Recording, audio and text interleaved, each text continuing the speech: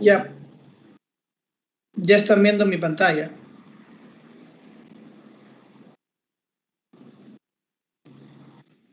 Perfecto. Entonces, comencemos. Farmacocinética. ¿Qué es farmacocinética? Es el fármaco cuando entra en nuestro cuerpo. Cómo nuestro cuerpo responde a ese fármaco, cómo lo lleva a su sitio de acción, todo el proceso. Por ejemplo, hay diferentes barreras. Las barreras evitan que un fármaco se absorba. Hay las tres principales del cuerpo son la barrera hematoencefálica, intestinal y placentaria. La placentaria es muy importante porque hay ciertas drogas que podemos dar o no en embarazadas. En la barrera intestinal se reabsorben la mayoría de sustancias que son por vía oral. Casi todas las de vía oral pasan por la barrera intestinal. Y en la hematoencefálica es importante recalcar que ahí actúan las drogas que actúan al nivel del sistema nervioso central. ¿Y de qué depende que sea tras el transporte activo? Pues el tamaño importa, el tamaño de las moléculas. Entre más grande y más polar una molécula, va a necesitar más ATP para transportar, porque tendrá que ser transportada por transporte activo. Y las que son chiquitas y apolares normalmente son por transporte pasivo de difusión facilitada. ¿Y de qué depende también? Depende del pH. ¿Qué le da el pH a una molécula? Pues la ecuación de Henderson-Hasselbalch, pero eso normalmente te lo dicen ya en el libro. Y depende de si es hidrosoluble o liposoluble. Normalmente hay tejidos, si es hidrosoluble, si puede pasar la barrera, y si es liposoluble, si puede pasar una barrera, y otras en las que no. Por ejemplo, en el intestino se necesitaría más una droga liposoluble para que sea mejor absorbida, ya que está lleno de grasa. Y dependiendo de eso también afecta a la vía media, porque se queda guardada en la grasa y se va excretando poco a poco. Bueno, aquí tenemos un ejemplo de la barrera hematoencefálica. En la barrera hematoencefálica, como podemos ver, hay por difusión facilitada del agua, como en las células vegetales, ¿no se acuerdan de los plasmodesmos? Es básicamente lo mismo, es solo una unión que deja pasar libremente el agua, ya que en la barrera hematoencefálica es principalmente agua y glucosa, y es lo que más hay. Ahora, hay diferentes sustancias que pueden ser absorbidas o no dependiendo de la necesidad que tenga el cerebro.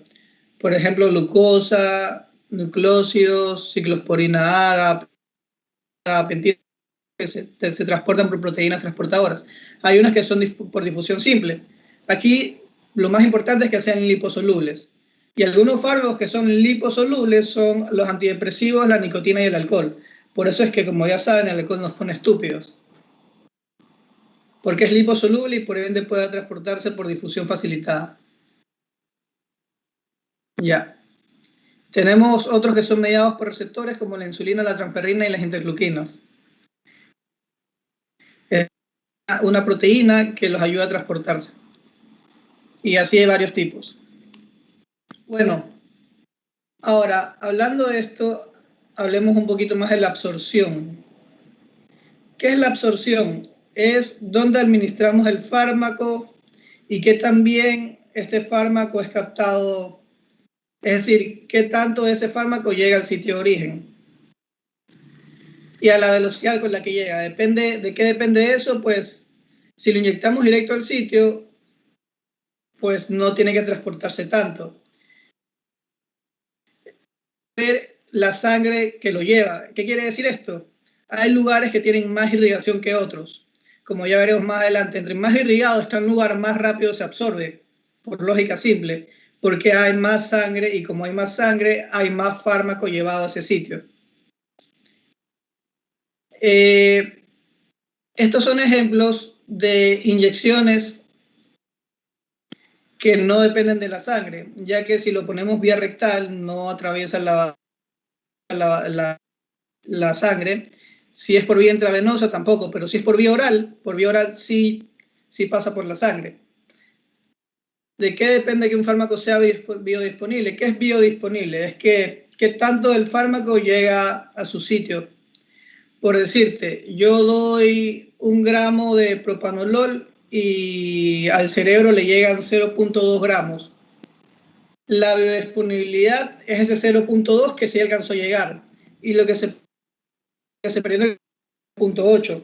¿Se entendió?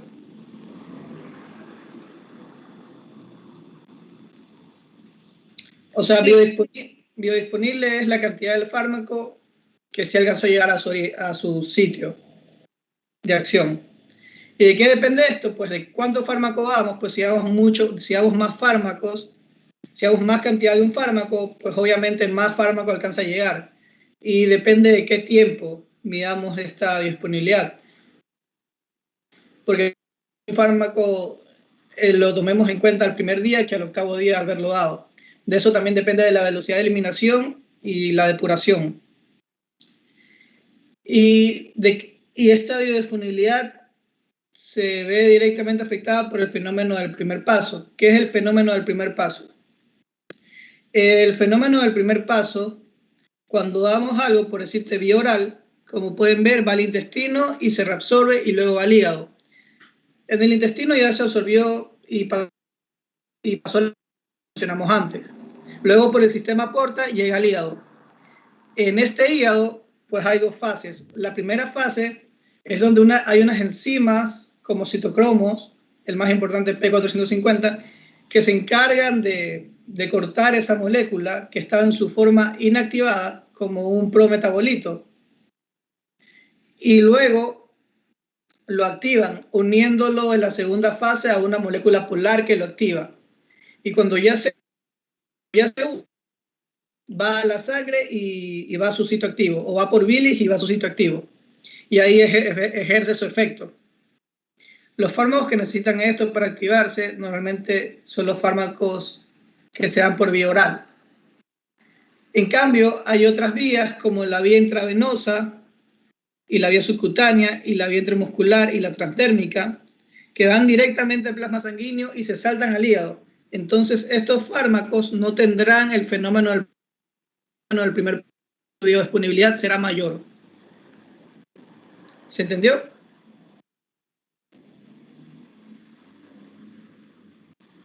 Sí, ¿no? Ay, disculpa, ¿puedes repetir? Sí, ¿qué quieres que repita? Lo que no escuché fue el principio que dijiste. Déjale, subo el volumen a la combo porque me escucho muy bien. Ah, no está al 100%. No te escucho muy bien. ¿Sigo proyectando todavía? Acerca del fenómeno del primer paso, lo principal. Lo principal es que ocurre en el hígado y que consta de dos fases.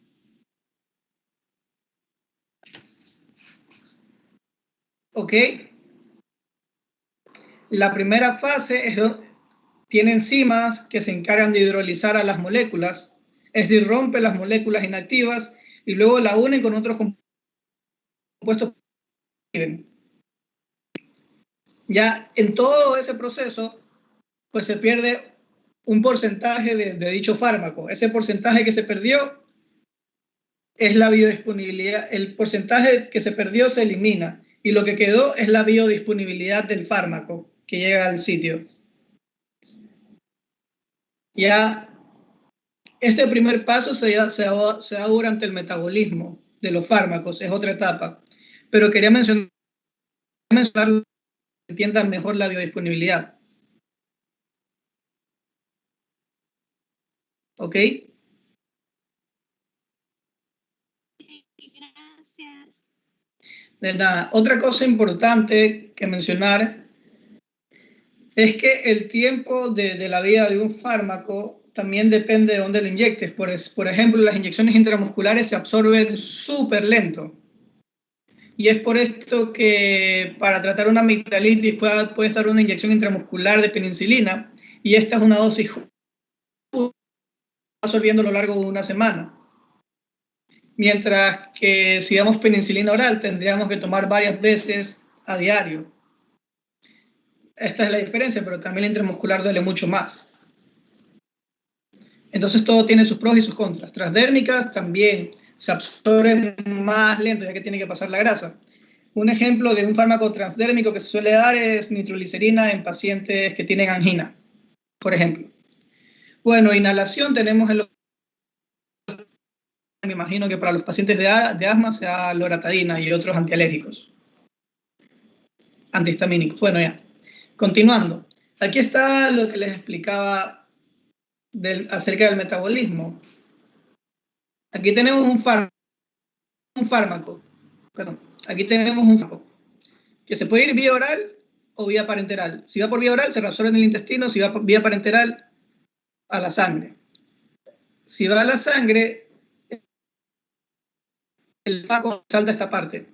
Pero si se absorbe por el intestino, el fármaco tiene que pasar por el fenómeno del primer paso, en donde primero se oxida, que no es nada más que ser hidrolizada por el citocromo P450 y luego se conjuga con moléculas polares.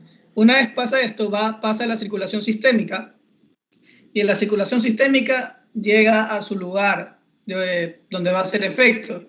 En el caso del propanolol va a ser en el cerebro y en los músculos.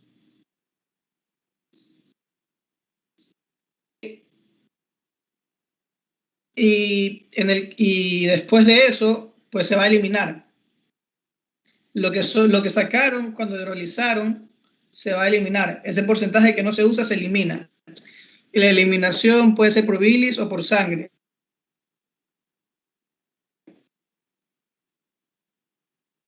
En medio de la respiración, o lo podemos sudar.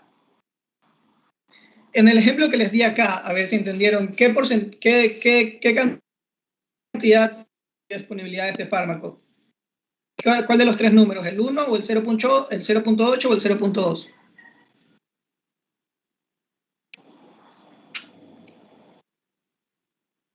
De lo que entendieron. Pueden decirlo mal, no me importa, con tal de que me hablen. El 1.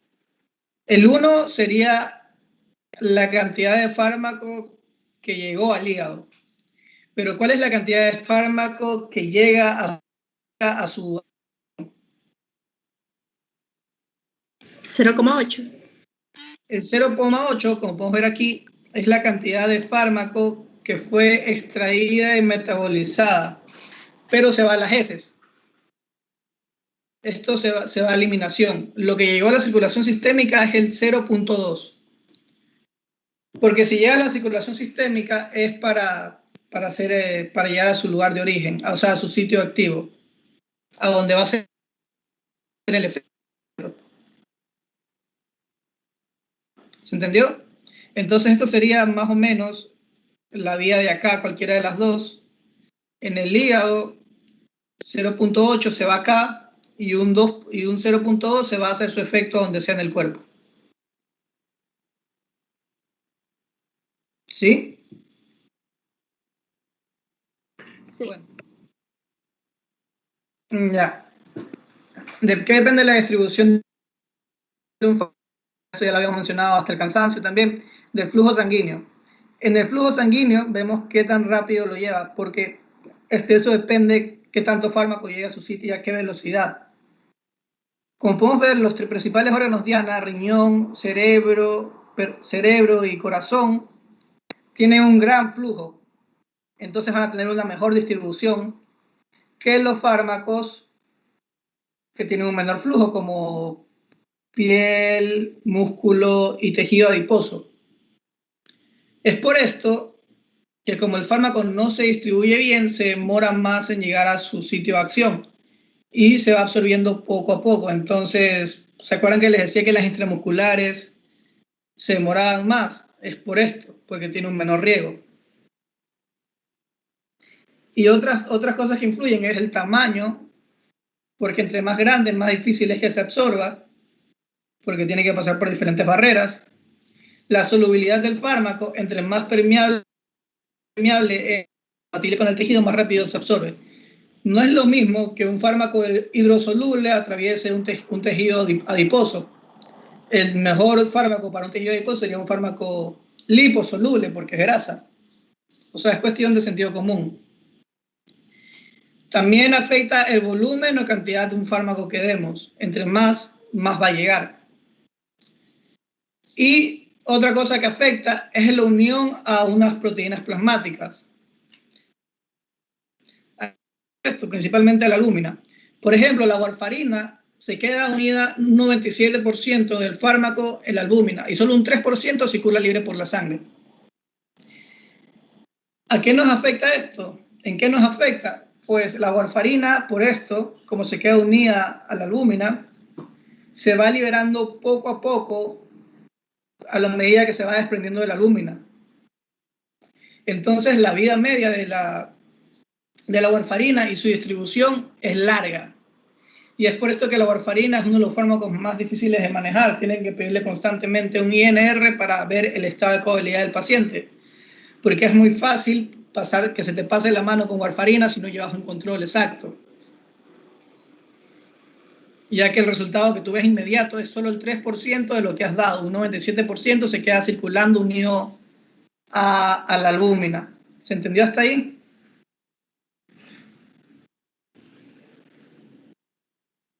Hello. ¿Alguna pregunta? Sí, ¿no? ¿Hay alguna pregunta? Hola. No. Ok.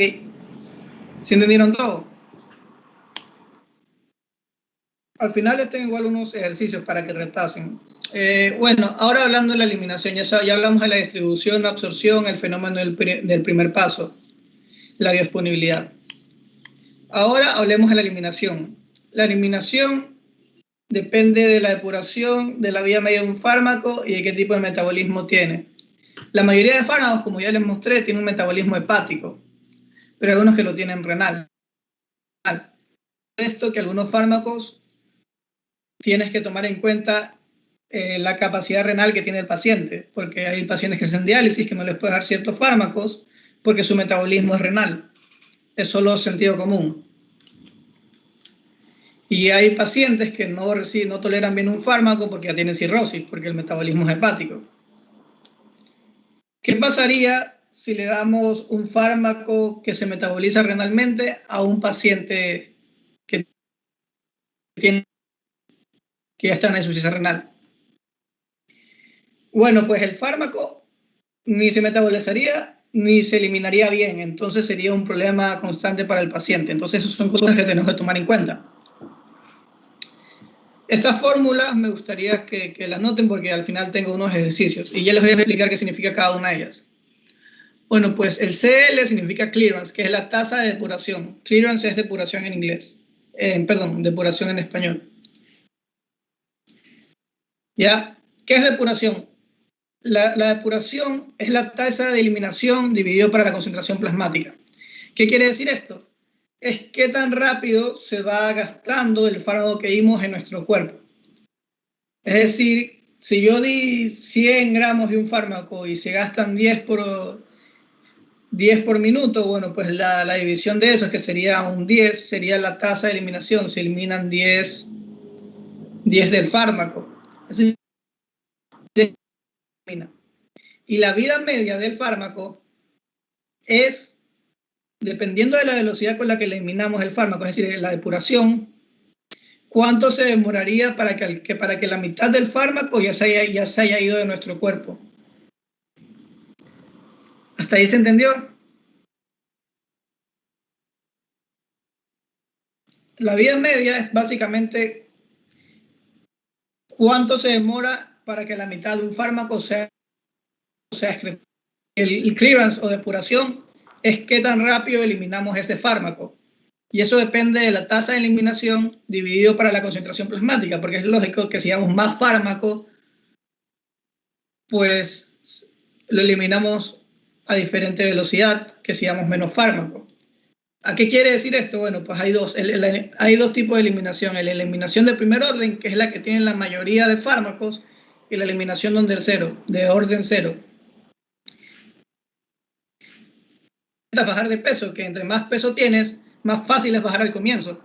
Y entre menos tienes, más se demora en bajar esas últimas libras que nos cuesta. Pues es lo mismo con un fármaco. Si comenzamos con una concentración plasmática, digamos, alta de un fármaco X a 35, pues vemos que en una hora se ha bajado un montón hasta 35. De 35 se bajó a 15. Pero de 1 a 4 horas la velocidad a la que se elimina va disminuyendo. Esto quiere decir que entre más fármaco tenemos, más rápido se va eliminando. Pero hay otro tipo de fármacos en donde es independiente a cuánto fármaco demos. Es decir, no importa que sigamos 10 o sigamos 1000, siempre se va a eliminar a la misma velocidad.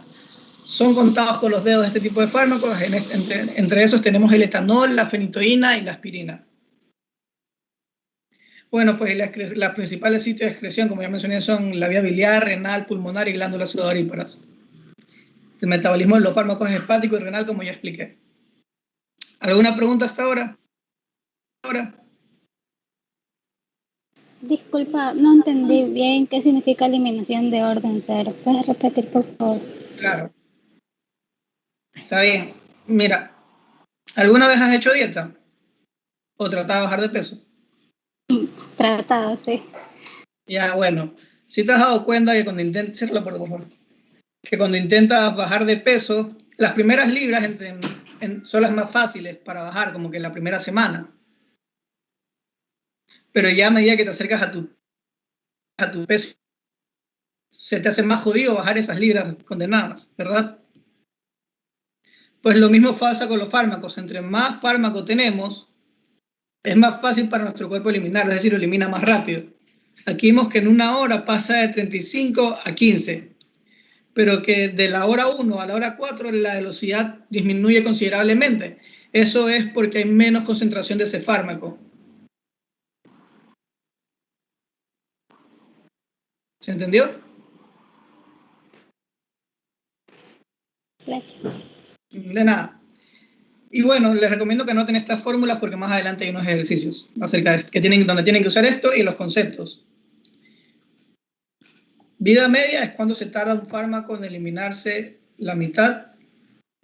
Y tasa de depuración es la velocidad con la que eliminamos un fármaco. Entonces nos sirven para cosas totalmente diferentes. ¿Para qué se les ocurre que pueda servir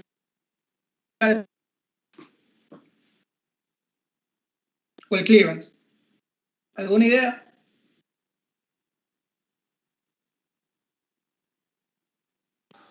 Para evaluar el funcionamiento de los riñones. No.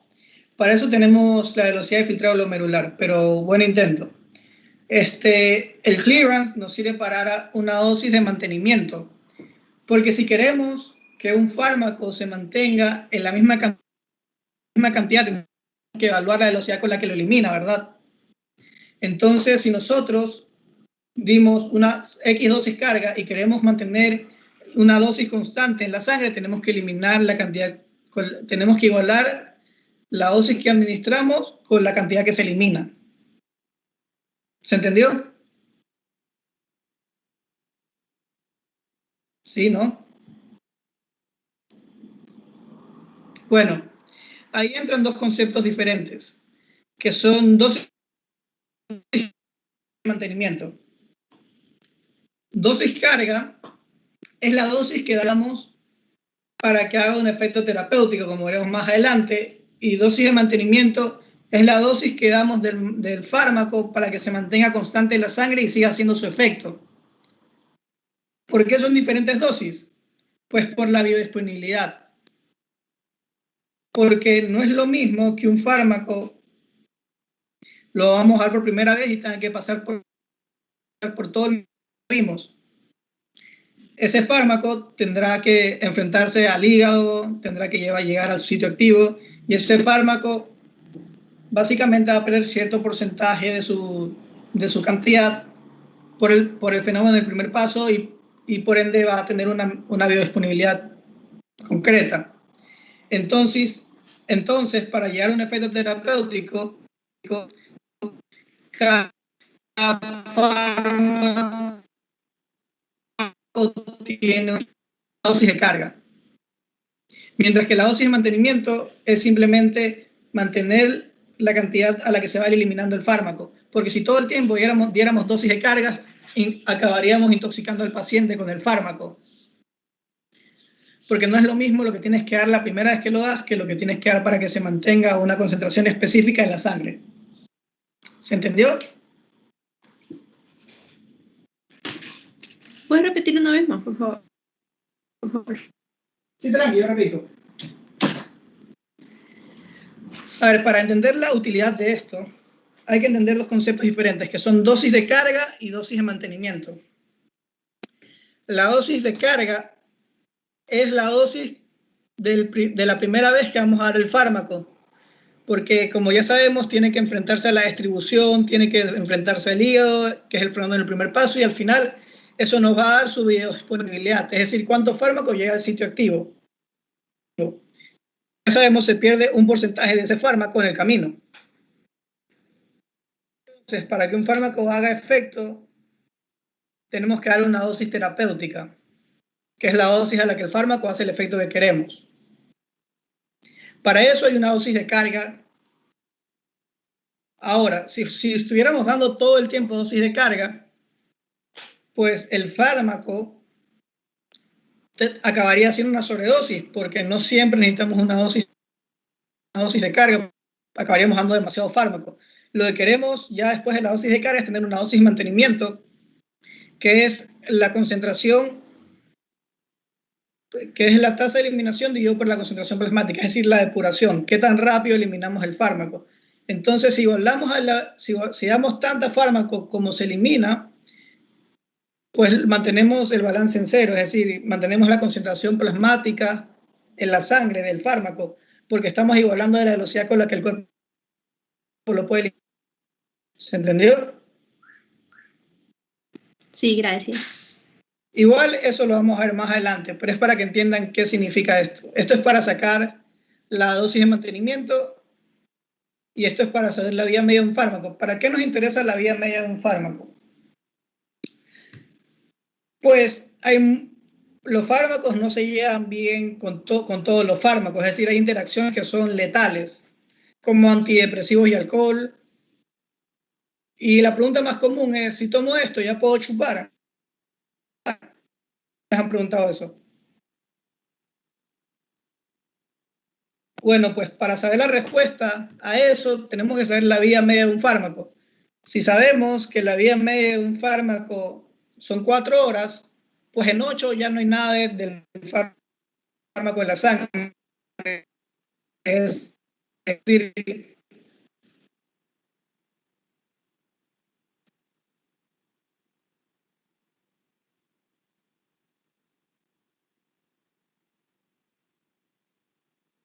fármaco.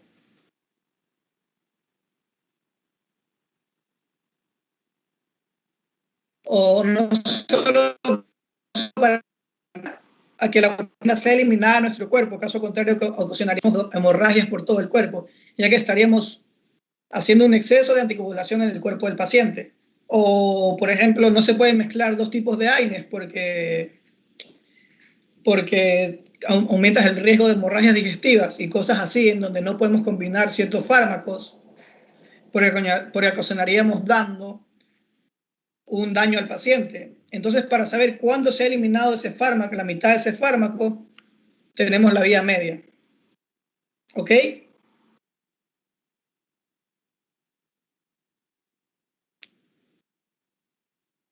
Bueno, y aquí está lo que ya les estaba explicando, que básicamente el metabolismo en la fase 1 es más reactiva, en donde se une con enzimas y se hidrolizan y se destruyen los fármacos y luego se vuelven a reconstruir como moléculas polares. El porcentaje del fármaco que sobrevive es la biodisponibilidad y la dosis de carga que tenemos que dar es la dosis requerida por el volumen de distribución. ¿Qué quiere decir esto? Pues el volumen del fármaco que llegó a la distribución sistémica tiene que ser la dosis requerida del fármaco para que haga efecto. Porque si damos una dosis de carga insuficiente, pues sí, va a llegar cierto porcentaje del fármaco a la sangre, pero ponte que para que un fármaco haga efecto, un fármaco X necesitamos una concentración de 1 en la sangre, pero la dosis de carga que dimos fue insuficiente, entonces llega a 0.5 a la sangre. ¿Qué va a pasar? Pues no va a ser el efecto de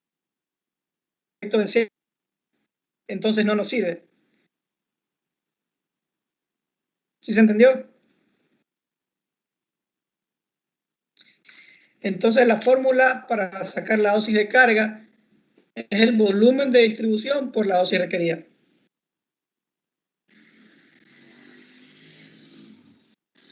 Bueno, y la dosis de mantenimiento se la acabo de explicar acá, que es básicamente igualar a la velocidad a la que se elimina.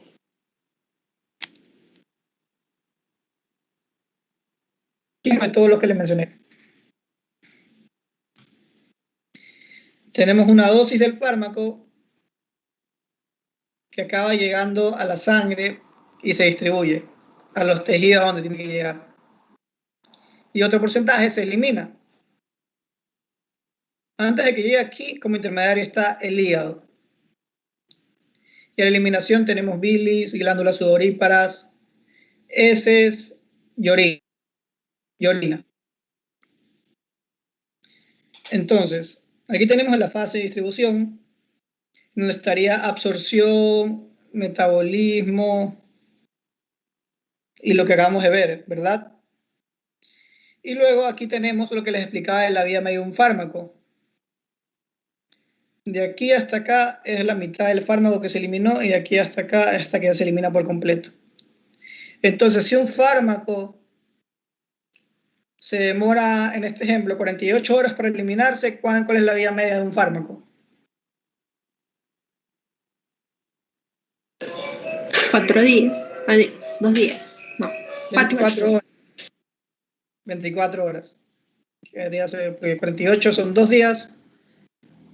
Y aquí ya se eliminó el fármaco por completo. Y si se acuerdan, la vía media de un fármaco es que tanto se demora en eliminar la mitad del fármaco. Y como ya vemos, esto no es lineal, es una curva logarítmica, porque acabamos de ver que los fármacos, la mayoría se eliminan por el fenómeno del primer orden. ¿Ok? Aquí tenemos la cantidad de fármacos que dimos, la cantidad que lleva a la sangre y cuánto se demora en eliminar la mitad del fármaco.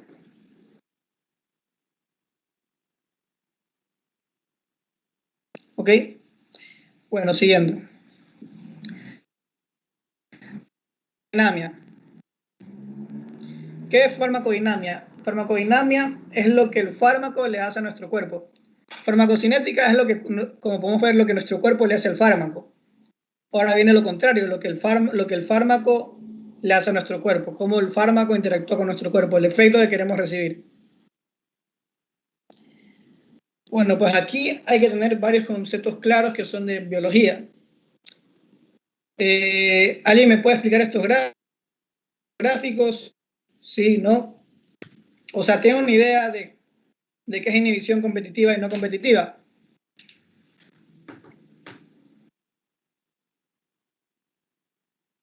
Bueno, lo explico. Aquí tenemos un gráfico de un fármaco que se va a unir a un sitio activo. Aquí lo tienen como sustrato y está la enzima. El fármaco se une y al final libera un producto. Los productos van a hacer el efecto en nuestro cuerpo. Aquí tenemos un inhibidor. Este inhibidor se une a la enzima y el sustrato no se puede unir y por ende no hay productos y no hay el efecto en nuestro cuerpo. Los dos podrían ser fármacos dependiendo de qué es lo que queremos. Podemos dar un inhibidor si queremos aumentar la cantidad de sustrato o disminuir la cantidad de productos, dependiendo de lo que queramos. Porque si usamos un inhibidor, lo que haga es los sustratos y disminuya los productos.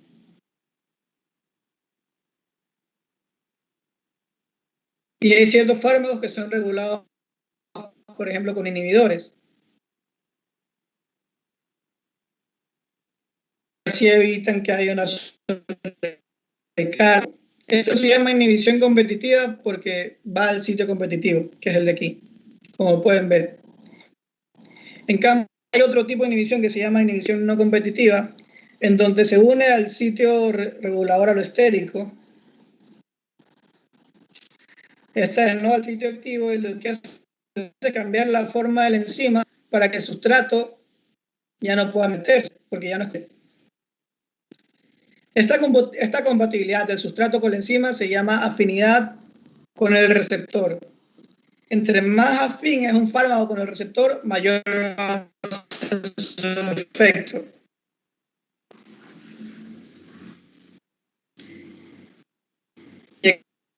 La interacción fármaco-receptor que se basa en la afinidad que les acabo de mencionar.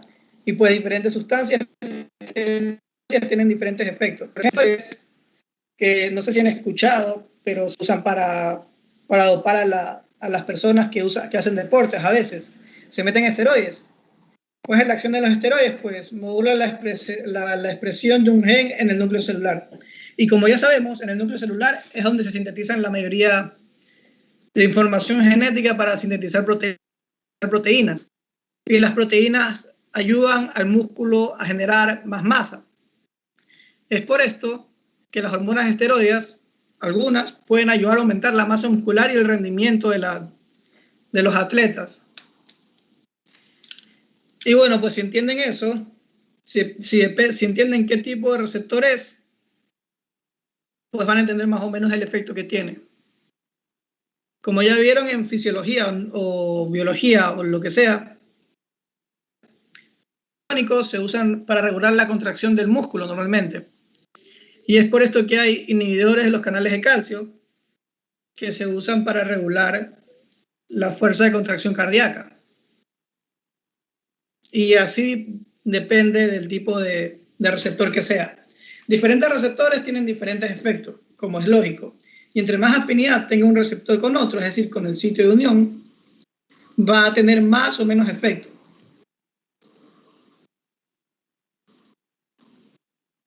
Si lo que vamos a dar es algo que promueva la secreción de productos, va a ser un agonista.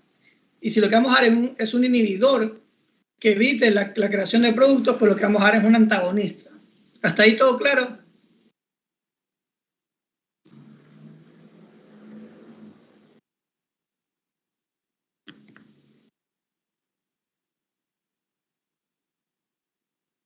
Hola.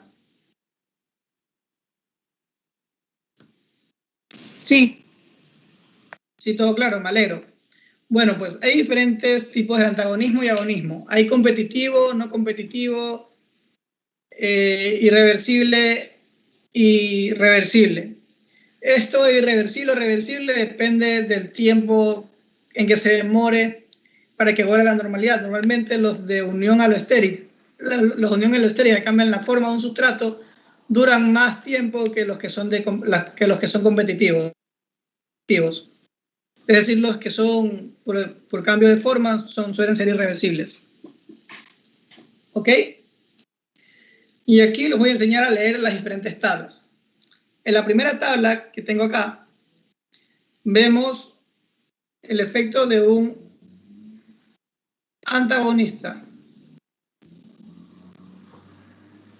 ¿Ok? Y un agonista solo. El agonista solo pues va a tener el efecto que vemos en la primera curva. Cuando le añadimos un antagonista competitivo, este no va a hacer que su efecto disminuya, solo va a hacer que se demore más en alcanzar su efecto máximo. Que tome más dosis. Es decir, si damos suficiente de un fármaco, por más de que hayamos dado un antagonista también, este va a llegar a su efecto si la cantidad del fármaco es suficiente. Ponte, antes necesitábamos 0.1 gramos para llegar al efecto del 100% o para llegar a un efecto. Ahora necesitamos 1 del fármaco si le metemos un antagonista competitivo para que llegue a su efecto. ¿Sí se entendió? Sí. Ya. Como que sí puede llegar a hacer todo su efecto, pero requiere más dosis del fármaco. Mientras que los antagonistas irreversibles son diferentes. Aquí, mucho fármaco, este solo va a llegar a la mitad de su capacidad. Aquí tenemos el agonista solo y aquí tenemos el antagonista irreversible. ¿Ok?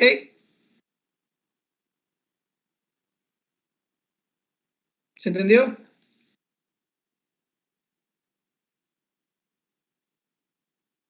Sí, ¿no?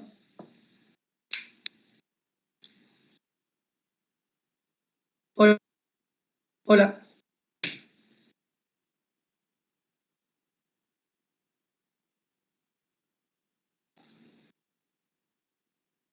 Bueno, supongo que lo entendieron. Bueno, nótense que cuando hablan de un antagonista siempre ponen agonista más antagonista. Agonista más antagonista. Aquí estamos evaluando dos fármacos solos en el siguiente gráfico. Tenemos un agonista total y un agonista parcial. Al receptor.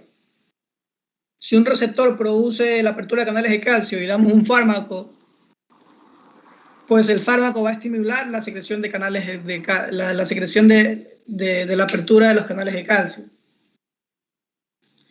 Y si damos un antagonista, lo que haría es que lo cierra.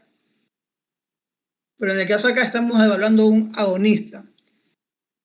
Y un agonista parcial es el que logra el 50%, una mejora de la apertura de los canales, mientras que el otro llega a una apertura total de los canales. Aquí ganamos el agonista parcial por solo y el agonista total solo. Como podemos ver, llegan a diferentes efectos. ¿Ok? Y cada uno se evalúa individualmente, no unidos. Ya, y aquí tenemos lo que ya les decía antes, que era el efecto terapéutico, o la dosis terapéutica. Esto es cuando un fármaco comienza a hacerme efecto en el órgano diana que yo quiero que haga efecto, es decir, en el sitio donde tiene que llegar. ¿Y cuánto es lo máximo que podemos dar de fármaco para que el efecto aumente? Después de esa cantidad de fármaco, una vez que llega al máximo, no importa cuánto más le demos a ese fármaco, no va a hacer más efecto. Porque la cantidad de sustratos y la cantidad de enzimas son limitadas en nuestro cuerpo. Nuestro cuerpo no tiene reservas infinitas. Ahora,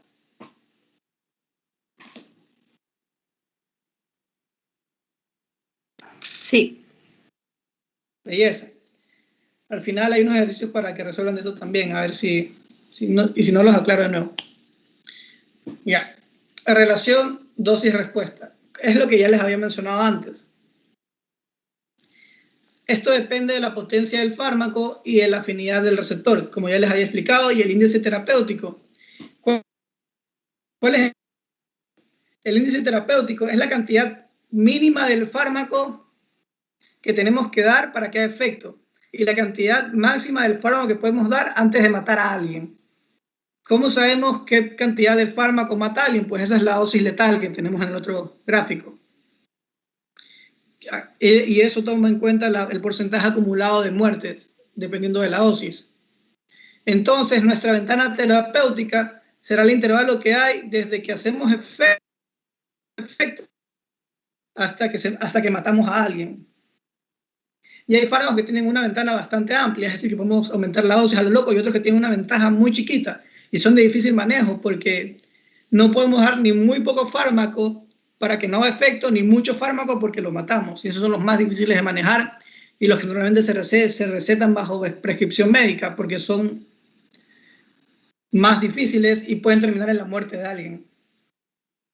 Ya. Y enseñar a leer las tablitas que les estoy mostrando. Entre más a la izquierda se va, es más potencia. Porque esto quiere decir que necesitas menos dosis de un fármaco para causar un mayor efecto. Como vemos aquí, la potencia. Es decir, hacia más a la izquierda tiene más potencia. Y hacia más arriba, más eficacia. Es decir, el efecto del fármaco. Llega al 100% del efecto, llega al 50% del efecto. Esa es la eficacia. Pero la cantidad del fármaco requerida para hacerlo es la potencia. Es decir, entre más arriba, más efecto hay, y entre más a la izquierda, más potente es el fármaco. ¿Se entendió hasta ahora? Entonces, si yo les pregunto, ¿la línea azul es más o menos potente que la línea naranja? Es más. Más. potente, ok. Y es más o menos eficaz que el fármaco naranja. Más eficaz. Es lo mismo porque los dos llegan a la misma altura. Es decir, los dos van a tener el mismo efecto, pero la dosis que requiere el fármaco naranja para llegar a hacer ese efecto es mayor. ¿Se entendió? Sí. Ya, entonces, ¿cuál es más eficaz, el fármaco C o el fármaco B en el gráfico de abajo? En el tercer gráfico. El fármaco rosado es el más eficaz. El B. Exactamente. Bueno, y aquí tenemos lo que les mostraba, una ilustración. Digamos que esta es la albúmina y esta es la warfarina. Hay ciertos fármacos que compiten fisiológicamente por la cantidad de receptor. Y como un fármaco compite con otro, pues es más difícil y se recomienda no dar ese tipo de fármacos al mismo tiempo. Por decirte, si dos fármacos tienen metabolismo hepático con la misma, pues se nos van a terminar acumulando los dos fármacos porque están ocupadas las enzimas. Hay cantidad limitada de recursos en nuestro cuerpo. Y lo mismo pasa con las proteínas plasmáticas, como con la warfarina, y no podemos dar otros anticoagulantes. Bueno, aquí es lo que les explicaba de la eliminación. La eliminación de un fármaco, la mayoría es renal. Y eso depende del principio. Aquí tenemos la concentración de una sustancia en la orina y la concentración de una sustancia en el plasma. Y el volumen de la orina que sacamos, es decir, entre más concentrada esté el fármaco en la orina y entre más orina saquemos, más rápido vamos a eliminar ese fármaco. Y también depende de la concentración plasmática, porque si se acuerdan, yo les explicaba que la velocidad de eliminación sigue un fenómeno de primer orden en la mayoría de fármacos. Más fármaco en el plasma, más rápido se elimina. Entonces, dependiendo de esas tres cosas, el volumen de la orina que sacamos, porque no es lo mismo eliminar 1 litro que eliminar 10 cc. Y no es lo mismo tener 1 gramo por litro que 4 gramos por litro. Entonces, dependiendo de eso, es la velocidad de aclaramiento de un fármaco en el riñón. ¿Se entendió?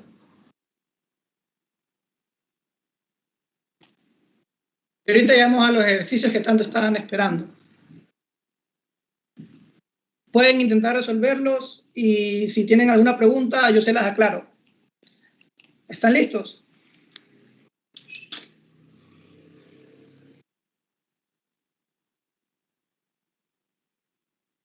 Hello, hola.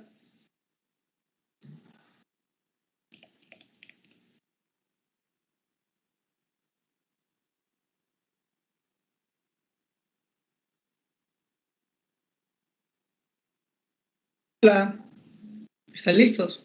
Como que sí la pueden resolver, si no, díganme, yo los ayudo.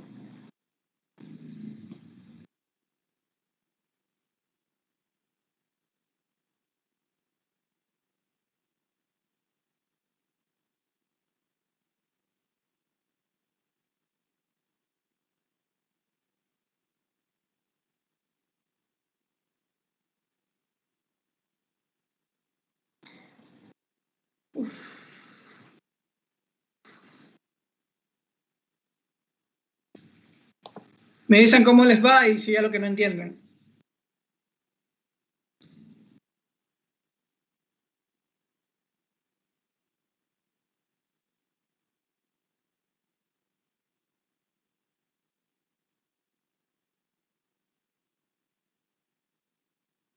¿Sí? ¿No? ¿Cómo les va? ¿Ya lo lograron resolver primero? Hablen sin miedo.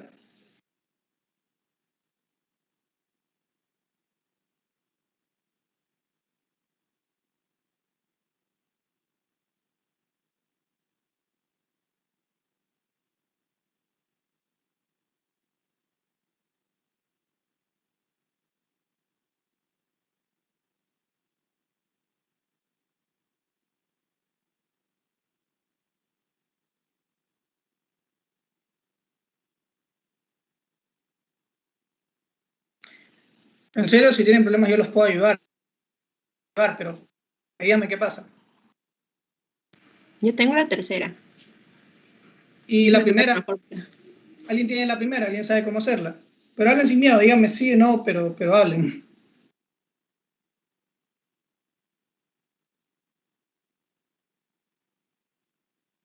¿No se acuerdan de la dosis de carga? Yo les puedo volver a mostrar la fórmula.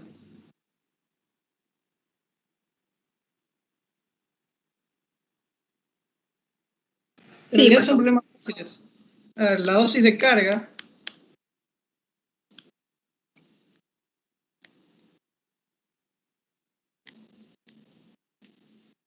Acá está. Volumen de distribución por dosis requerida. Aquí tenemos el volumen de distribución y aquí está la dosis requerida.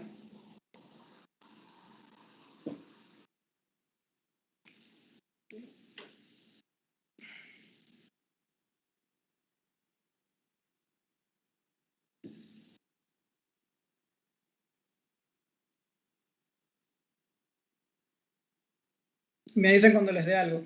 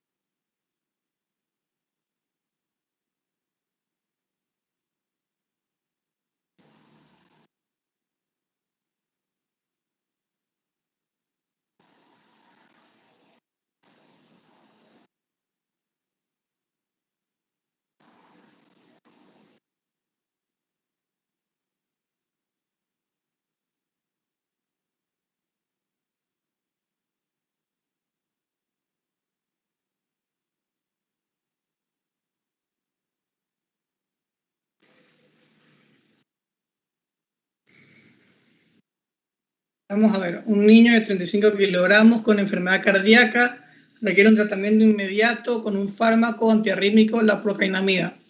El libro de texto menciona los diferentes valores farmacocinéticos para la procainamida en una persona de 70 kilogramos. ¿Ok? Un volumen del fármaco de 130 litros, un clearance de 36 y una disponibilidad oral que sería la que ya les he explicado, de un 83%. Esa es la cantidad del fármaco que llega a la sangre. Y la concentración terapéutica de 5 miligramos por decilitro.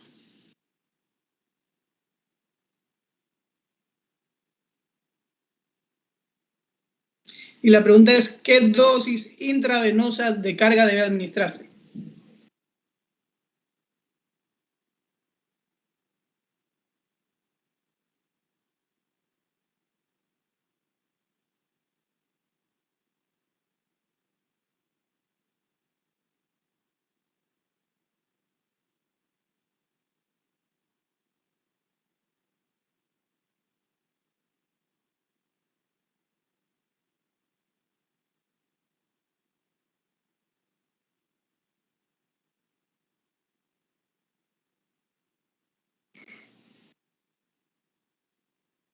Bueno, ¿algún intento?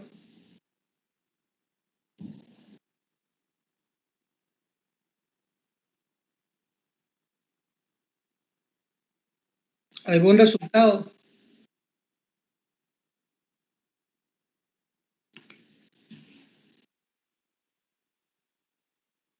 ¿Quieren resolverlo conmigo? Sí, por favor. Está bien. Bueno, para comenzar, tenemos que tomar en cuenta que es una dosis intravenosa. Si oral, tuviéramos que tomar en cuenta la biodisponibilidad del fármaco, ¿verdad? Como ya les había explicado. Pero como es una dosis intravenosa, no hay que tomar en cuenta la disponibilidad del fármaco. Porque la dosis intravenosa o la vía de administración intravenosa se salta al hígado y por ende se salta el fenómeno del primer paso y no afecta la biodisponibilidad.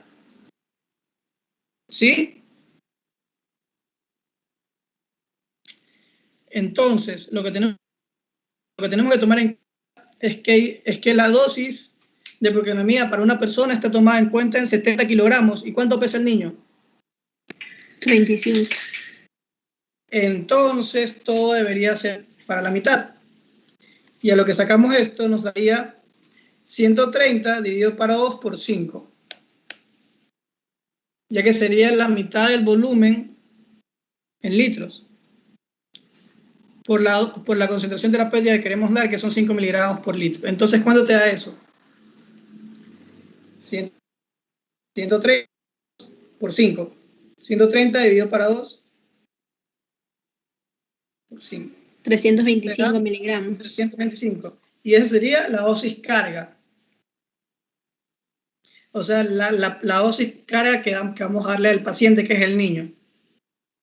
Es básicamente poner en práctica los conceptos que les acabo de enseñar. Y la segunda pregunta, vamos a hacerla. ¿Qué cantidad de infusión intravenosa debe utilizarse para mantener la concentración terapéutica de 5 miligramos por litro? Es decir, ¿qué dosis de mantenimiento? ¿Sí anotaron la fórmula o no? ¿Qué fórmula te servirá aquí?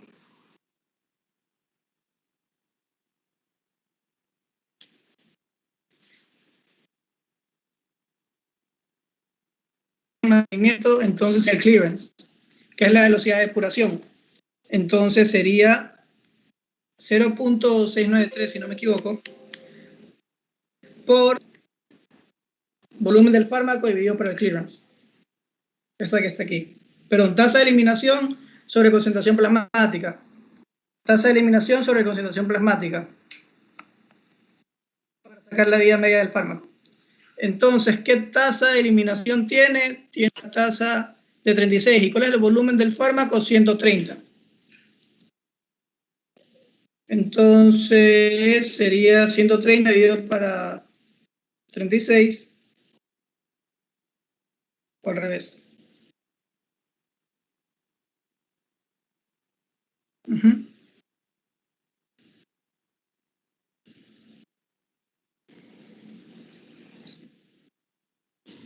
Sí, sería, en este niño 35 sería 5 miligramos, que es lo que tenemos que mantener, por 18, que es cuánto eliminamos. Entonces 5 por 18 es la cantidad que queremos mantener, porque el clearance está en 36, pero es para una persona de 70 kilogramos. ¿Se entendió? Aquí ya calcularon el clearance. Entonces lo que queremos es igualar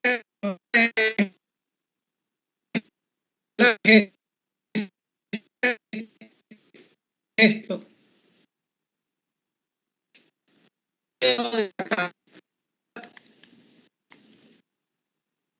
Esta fórmula ya la dieron, nos dieron 6, que es la velocidad. Pero como está para una persona de 70 kilogramos, si nuestro niño pesa 35, hay que irlo para 2. Porque es la mitad del peso. Entonces 36 dividido para 2 es 18. Y a eso le multiplicamos la dosis terapéutica, la dosis de mantenimiento que queremos darle al fármaco. Sería un 5. Entonces la respuesta es 90. 90 miligramos por hora. ¿Se entendió? Sí, no, repito. Sí. Ya. ¿Y cuál es la vida media de la proquinamida prevista en este niño? ¿Cuál es la vida media del fármaco? La fórmula está acá a 0.693, que es una constante, por el volumen del fármaco dividido por el clearance.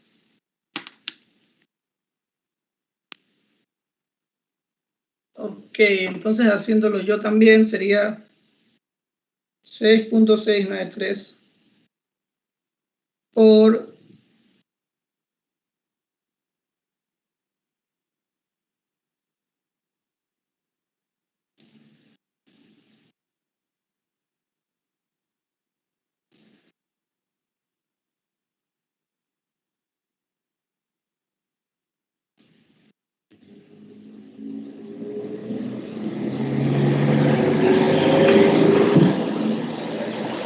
¿Cuánto les dio? 2.5. 2,5. 250. Perfecto, y es 2.5. Y así ya con un programa, con un ejemplo clínico, creo que ya se les quedó más claro qué significa cada una, que son cosas diferentes. Y aquí, este es un gráfico. Quiero que respondan la pregunta 4. Y la 5 la pueden ignorar y con esto ya habremos acabado.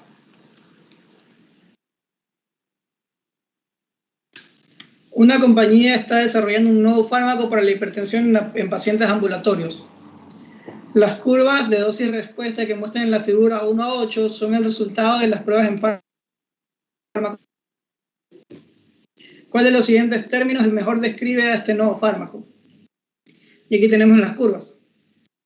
Isoproterenol solo, fármaco nuevo solo.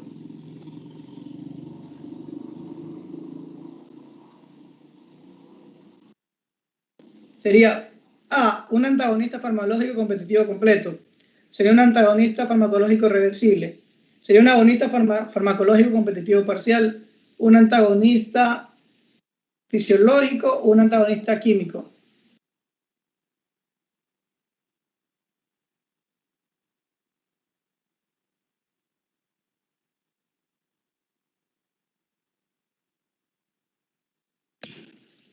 ¿Y qué pondrían ustedes?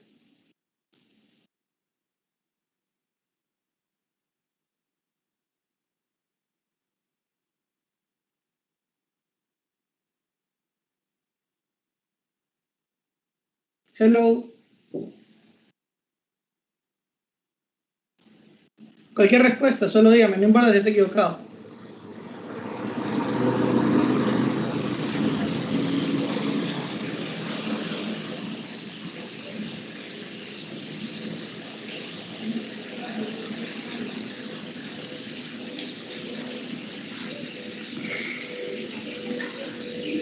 Bueno, aquí la respuesta sería que es un agonista, porque no estamos juntando los fármacos, como pueden ver, cada fármaco se evalúa solo y el efecto que tiene sobre el receptor es aumentar su efecto.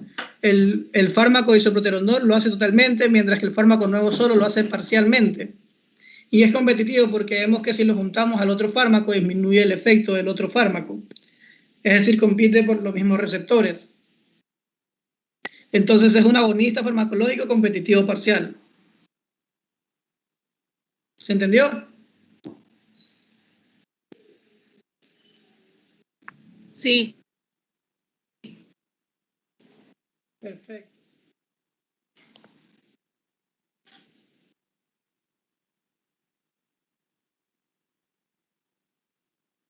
Bueno, ya terminó la clase. Muchas gracias. Gracias. Gracias. ¿Entendieron todo?